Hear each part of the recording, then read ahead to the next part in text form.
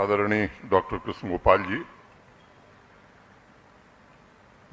लघु उद्योग भारती के राष्ट्रीय अध्यक्ष सम्माननीय बलदेव भाई प्रजापति जी, जम्मू कश्मीर प्रशासन के प्रमुख सचिव उद्योग श्री प्रशांत गोयल, लघु उद्योग भारती जम्मू कश्मीर के अध्यक्ष प्रवीण जी, सभागार में उपस्थित IIM जम्मू के डायरेक्टर प्रोफेसर सहाय, नॉर्थ जोन रीजनल कॉन्फ्रेंस में हिस्सा ले रहे सभी सम्मानित भाइयों बहनों, देवियों, सज्जनों और मित्रों, मैं आप सबका जम्मू कश्मीर में हार्दिक स्वागत करता हूं, अभिनंदन करता हूं। लघु उद्योगों के विकास पर केंद्रित इस रीजनल कॉन्फ्रेंस एवं इन्वेस्टर्स मीट का आयोजन एक अत्यंत ही उत्साहपूर्ण एवं आशापूर्ण वातावरण में हो रहा है। पिछले महीने जम्मू कश्मीर में पहला foreign direct investment MR shopping mall के रूप में श्रीनगर में आया और 10 लाख स्क्वायर फुट का एक मॉल भी वो श्रीनगर में बना रहे हैं और श्रीनगर और जम्मू दोनों शहरों में IT टावर का भी निर्माण वो करेंगे। देश विदेश की अनेक बड़ी जानी मानी कंपनियां आज रुचि रख रही हैं। मैं कह सकता हूं पिछले 3-3.5 वर्षों में जम्मू कश्मीर में बड़ा बदलाव हुआ है। पहले जो कुछ आप सोचते थे, मुझे लगता है कि हकीकत थोड़ी बदल गई और इसकी नींव 5 अगस्त 2019 को भारत के सम्माननीय प्रधानमंत्री की दृढ़ राजनीतिक इच्छा शक्ति के कारण पड़ा था। इस पूरी औद्योगिक यात्रा में अप्रैल 2021 में एक नया मोड़ आया, जब माननीय प्रधानमंत्री जी के नेतृत्व में new industrial scheme Jammu Kashmir के लिए प्रारंभ हुई। मैं देश के गृह मंत्री श्री अमित शाह जी का विशेष रूप से आभार व्यक्त करना चाहूँगा। जब हम लोग स्कीम बना रहे थे तो जितनी रुचि उन्होंने ली एक चीज में, उसके कारण अभी प्रेजेंटेशन आपने देखा, इसलिए मैं उसके विस्तार में नहीं जाना चाहता हूँ। बट ये बात मैं बड़ी जिम्मेदारी से कह सकता हूँ कि देश के किसी भी राज्य में निवेश पर इतना इंसेंटिव नहीं है जो आज जम्मू कश्मीर में है और इसके कारण हमारे यहाँ नए रास्ते खुले हैं। आम नागरिक की आकांक्षाओं को पूरा करने के लिए जम्मू कश्मीर प्रशासन भी कोशिश कर रहा है। व्यक्तिगत रूप से मेरे लिए इंडस्ट्री का मतलब आर्थिक विकास द्वारा सामाजिक उद्धार और समावेशी विकास है। उस अर्थ में मैं ये कहना चाहूँगा कि इंडस्ट्री ही किसी भी क्षेत्र की रीढ़ होती है जो नागरिकों को स्वावलंबी और उनके जीवन स्तर को बेहतर बना सकती है। ऐसा वातावरण बने, इसकी कोशिश हो रही है।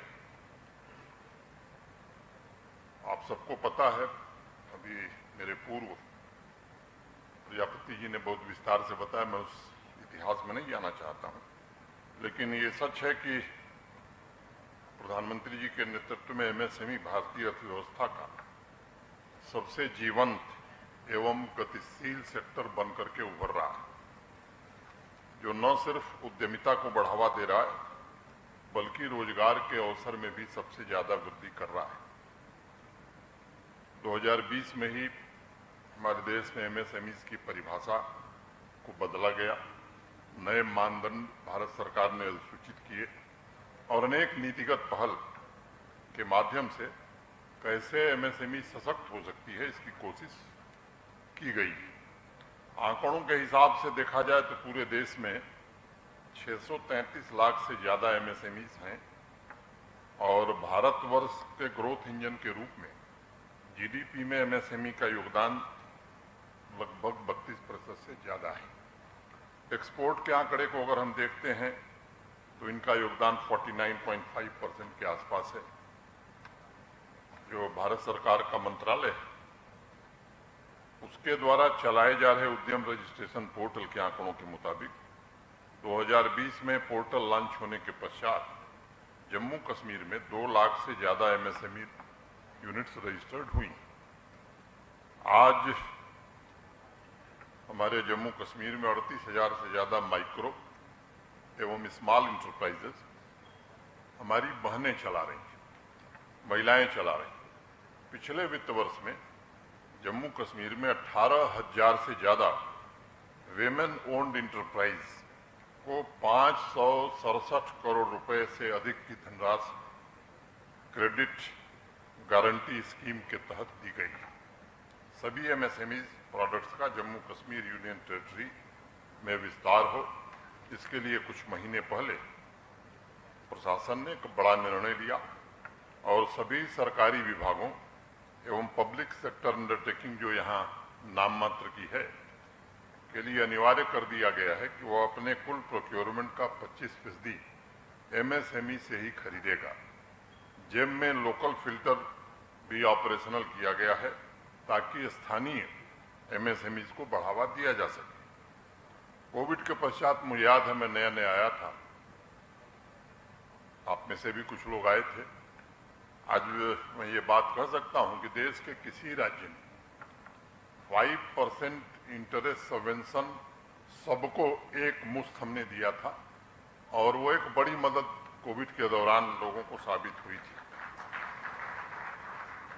एमएसएमई मिनिस्ट्री के साथ इस साल जनवरी में रैंप स्कीम शुरू करने के लिए एक समझौता भी हमने किया है। इसके जरिए इंटरवेंशंस को लागू करने में हमें मदद मिलेगी ताकि सभी एमएसएमईज के लिए क्रेडिट एक्सेस और मार्केट एक्सेस ये दोनों सुनिश्चित किया जा सकेगा। प्रशांत गोयल ने बहुत विस्तार से जो चीजें कही हैं मैं उसे दोहराना नहीं चाहता हूं। फिस्कल इंसेंटिव, एसजीएसटी रिइंबर्समेंट, ये सब चीजें आप देख चुके हैं। गत वर्ष हमने कॉमर्स मिनिस्ट्री के साथ उसके इनिशिएटिव के आधार पर open network for digital commerce के साथ भी समझौता किया जो छोटे व्यापारियों और एमएसएमईज को ट्रांजैक्शन में सहूलियत प्रदान करेंगे। कुल मिलाकर अगले कुछ वर्षों में 42 इंडस्ट्रियल स्टेट पूरी तरह से फंक्शनल हो जाएंगे। इसमें से 34 इंडस्ट्रियल स्टेट का फोकस एमएसएमई ही होगा। यानी कुल मिलाकर एक ऐसा इंटीग्रेटेड प्रयास किया जा रहा है जिससे एमएसएमई को आवश्यक संसाधन उपलब्ध हों और उनके संचालन में परेशानी न हो। अगर पूरे इंडस्ट्रियल डेवलपमेंट के परिदृश्य पर नजर डालेंगे तो आज मैं कह सकता हूं कि 70,000 करोड़ से ज्यादा के 5,372 प्रस्ताव हमको प्राप्त हुए हैं। इसमें लोगों ने फीस जमा की है और धरातल पर भी मैं उम्मीद करता हूं कि 20,000 करोड़ से ज्यादा के काम चल रहे हैं। कुछ दिक्कतें हमारी थी जिन्हें दूर किया गया है। एक तो यहाँ का जो भूमि कानून है, लैंड लॉज, वो बड़े रिग्रेसिव थे और मुझे याद है कई लोग मजाक में कहते हैं कि अगर लैंड रिकॉर्ड महाभारत काल में दुरुस्त रहे होते तो शायद पांडवों और कौरवों का युद्ध नहीं हुआ होता। तो हम उससे भी थोड़ा 2 कदम आगे थे। कुछ ही लोग थे जो लैंड रिकॉर्ड की भाषा समझते थे और हमारे यहाँ एक बड़े प्रसिद्ध साहित्यकार हुए श्री लाल शुक्ल, उत्तर प्रदेश में रायबरेली के थे, सरकारी अधिकारी थे और उनकी एक बड़ी प्रसिद्ध पुस्तक है, उसमें एक पात्र है लंगड़। राग दरबारी बड़ी प्रसिद्ध किताब है, आप में से कुछ लोगों ने देखा होगा। तो लंगड़ का मतलब हमारे यहाँ मैंने उसका एक पैर खराब था, उसको अपना रेवेन्यू रिकॉर्ड चाहिए था। इतनी दौड़ लगाई तहसील में कि लगा दूसरा पैर भी खराब हो जाएगा, तो उसने जाना बंद कर दिया। तो उससे खराब स्थिति यहाँ थी। अब चीजें बदल गई हैं, लैंड का डिजिटाइजेशन कर दिया गया है। पासबुक हिंदी, अंग्रेजी, उर्दू तीनों भाषाओं में लोगों को उपलब्ध करा दिए गए हैं। वो जो 150 लोग थे जो चीफ सेक्रेटरी और कलेक्टर से ज्यादा पावरफुल थे, उनको थोड़ी परेशानी जरूर हुई है और वो परेशानी होनी भी चाहिए। 19 इंडस्ट्रियल स्टेट का निर्माण तेज गति से चल रहा है। जमीन की दिक्कत थी। अभी यहाँ लगभग 5 लाख कैनाल सरकारी जमीन रसूखदार लोगों ने कब्जा कर लिया था बिना कानून के। डॉक्टर साहब वो खाली हो गई। तो जो बड़ी जमीन है, मैं आपको बताना चाहता हूं कि वो इंडस्ट्री के लिए ही दी जाएगी। जो छोटी जमीन गांव के पास है वो खेल के मैदान के लिए ही दी जाएगी। स्कूल बनाना है, अस्पताल बनाना है। तो मुझे लगता है कि अभी कुछ लोग हैं जो अभी भी दबा कर बैठे हैं। मैं समझता हूं कि जल्द वो हिसाब भी पूरा किया जाएगा। जैसा हमारी इंडस्ट्री सेक्रेटरी ने बताया, सबसे बेहतरीन इंसेंटिव हम जम्मू कश्मीर में दे रहे हैं।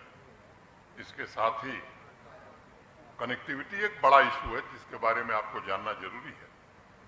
आज 1.25 लाख करोड़ से ज्यादा के रोड और हाईवे और टनल के काम हमारे यहाँ चल रहे हैं। और अभी जो कटरा दिल्ली ग्रीनफील्ड एक्सप्रेसवे बन रही है, ये आने वाले दिनों में पूरी हो जाएगी। जम्मू श्रीनगर जब मैं आया था तो 10 घंटे से ज़्यादा लगता था, 5 साढ़े 5 घंटे में आराम से आप पहुंच जाते हैं। और 1 साल बाद जम्मू से श्रीनगर अधिकतम 4 घंटे में कोई भी पहुंच जाएगा।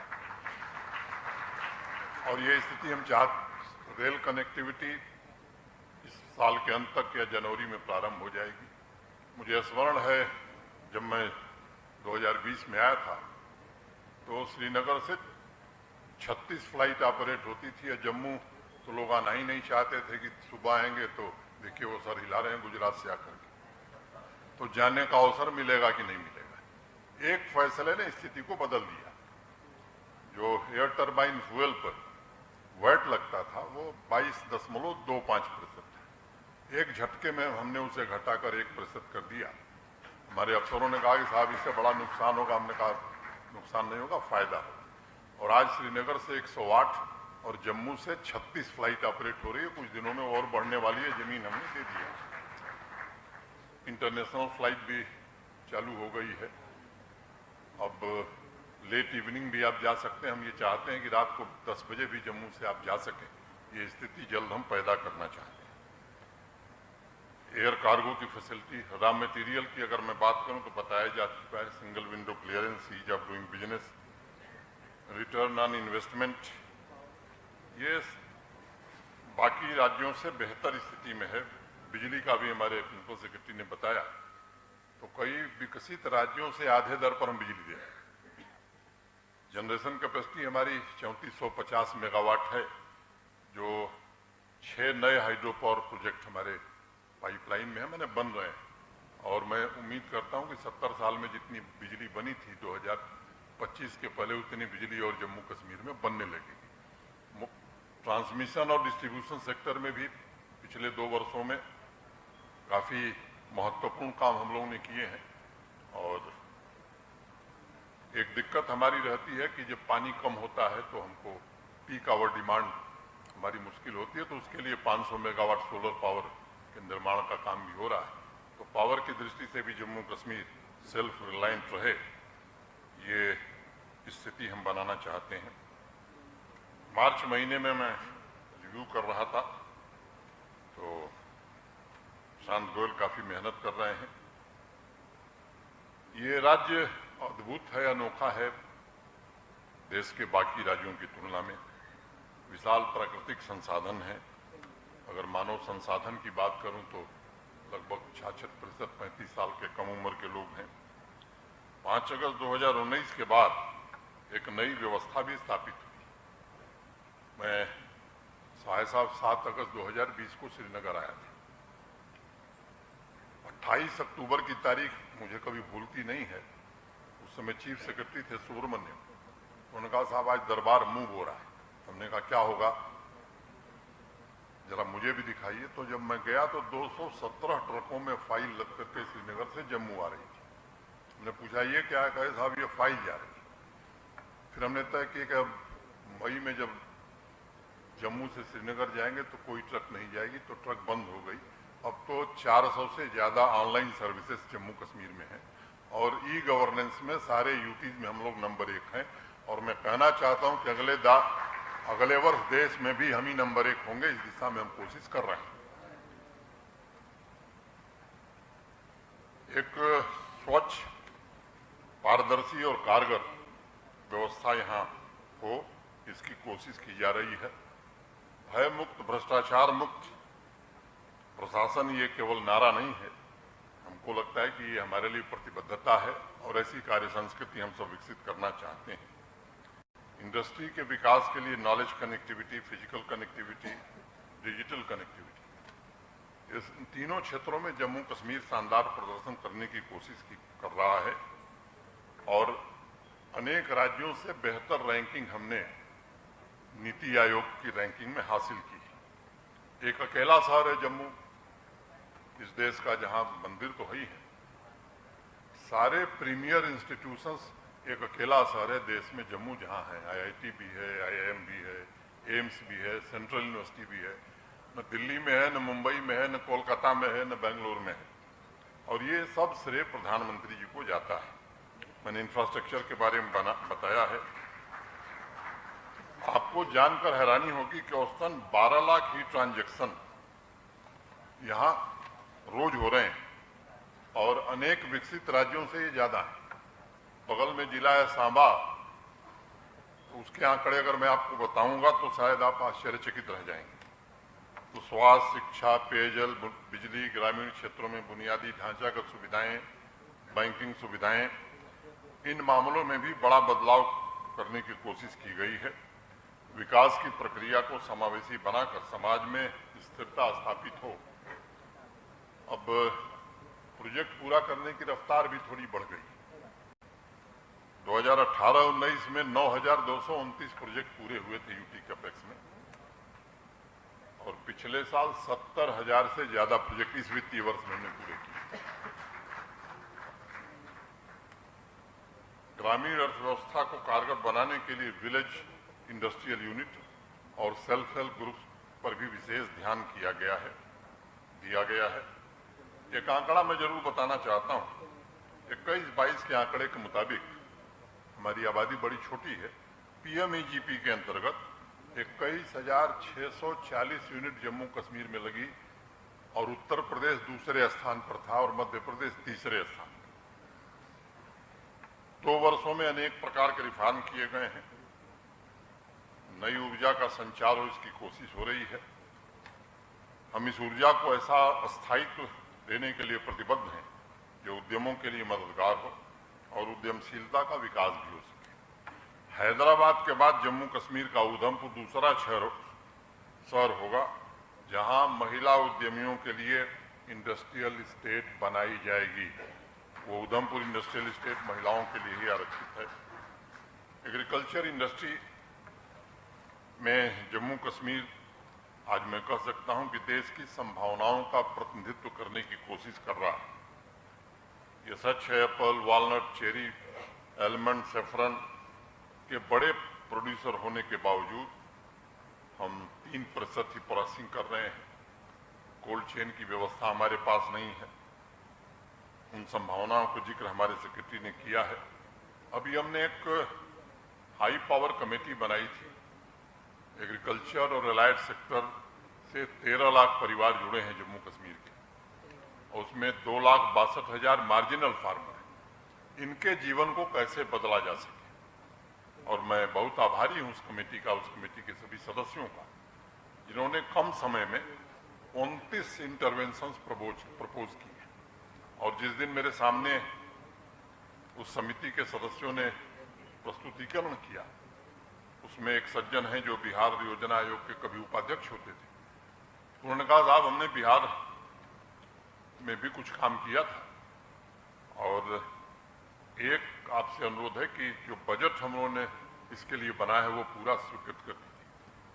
मैंने कहा कि आप निश्चिंत रहिए, मैं कोशिश करूंगा और एक बार मुझे प्रधानमंत्री जी से बात करने दीजिए। 5,013 करोड़ रुपया उन्होंने प्रपोज किया, एक मुश्त 5,013 करोड़ रुपए बजट के अलावा एग्रीकल्चर और एलाइड सेक्टर में आने वाले 5 वर्षों में जम्मू कश्मीर प्रशासन खर्च करेगा। इससे हमारा जो प्रोडक्शन है वो लोग बड़ा कंजर्वेटिव अप्रोच लेके चले। मैं मानता हूं कि कई क्षेत्रों में 2.5 गुना से 3 गुना बढ़ोतरी हम करने जा रहे हैं। इन्होंने बताया जीआई टैगिंग को लेकर के, बसोली पेंटिंग जम्मू की पहली पेंटिंग है जिसको जीआई टैग मिला है। मैं कारपेट और पश्मीना के बारे में जरूर जिक्र करूंगा। एक समय था जबकि एक्सपोर्ट बहुत होता था, बीच में कठिनाई आई थी। जब से जीआई टैग और क्यूआर कोड का प्रबंध हुआ है, पीछे जब हम देख रहे थे, तो फिर अपवर्ड ट्रेंड एक्सपोर्ट में जम्मू कश्मीर में शुरू हो गया है। तो हैंडीक्राफ्ट और हैंडलूम ये यहाँ अपार संभावनाएं हैं। इंडस्ट्री 4.0 के लिए भी अच्छा मानव संसाधन ह्यूमन कैपिटल विकसित हो, इसकी भी भरपूर कोशिश की गई है। जम्मू कश्मीर देश में एक महत्वपूर्ण इन्वेस्टमेंट डेस्टिनेशन के रूप में उभर कर सामने आए, इसकी कोशिश हो रही है। मुझे यकीन है जम्मू कश्मीर में औद्योगिक विकास अधिक समावेशी, रचनात्मक और टिकाऊ समाज बनाने में योगदान दे सकेगा और जम्मू कश्मीर भी भारत के विकास के नए इंजन के रूप में महत्वपूर्ण भूमिका निभा सकेगा। और जो बाहर से प्रतिनिधि हैं उनसे मैं ये जरूर कहना चाहता हूँ, आप आइए, निवेश करिए। मैं अध्यक्ष जी गुजरात से आते हैं, मैं जानता हूँ वहाँ इन्वेस्टमेंट फ्रेंडली वातावरण बहुत, लेकिन हमारी जो लीगेसी थी उस लीगेसी से निकल करके जहाँ हम पहुँचे, अध्यक्ष जी आप निश्चिंत रहिए, 7 दिन नहीं 3 दिन में हमने एमआर को जमीन दी थी। तो ये कोशिश हम कर रहे हैं। मैं उम्मीद करता हूँ कि प्रधानमंत्री जी का जिस तरह से सहयोग और मार्गदर्शन रहता है, वो स्थिति हम यहाँ बना सकेंगे, ऐसा मुझे पूरा भरोसा है। और आप सबसे मैं निवेदन करना चाहता हूँ कि आइए निवेश करिए। जम्मू कश्मीर में निवेश केवल व्यापार और रोजगार के लिए नहीं, ये बात आप जिस लिए लघु उद्योग भारती में काम करते हैं, मैं उनसे विशेष रूप से कहना चाहता हूँ। जम्मू कश्मीर भारत का अविभाज्य अंग है। ये देश की संसद का प्रस्ताव है। 5 अगस्त 2019 को एक ऐतिहासिक निर्णय देश की संसद ने माननीय प्रधानमंत्री जी के कारण किया। अब मुझे लगता है कि देश के बाकी हिस्सों के नागरिकों का भी ये नैतिक दायित्व है कि जम्मू कश्मीर को पूरे भारत के साथ एकात्मता के साथ जोड़ने में आप आगे आइए। मैं समझता हूं ये बहुत बड़ा काम आप करेंगे। मैं रीजनल कॉन्फ्रेंस तथा इन्वेस्टर्स मीट को आयोजित करने के लिए लघु उद्योग भारती के मित्रों के प्रति हृदय से कृतज्ञता ज्ञापित करता हूं। 2 दिन चलने वाली पदाधिकारियों की बैठक के लिए अपनी शुभकामनाएं देता हूं। यही बात कह के मैं 2 पंक्तियां कह के अपनी बात खत्म करूंगा कि कुछ लोग तुम्हें समझाएंगे, वो तुमको खौफ दिलाएंगे। कुछ लोग तुम्हें समझाएंगे, वो तुमको खौफ दिलाएंगे। जो है वो भी खो सकता है,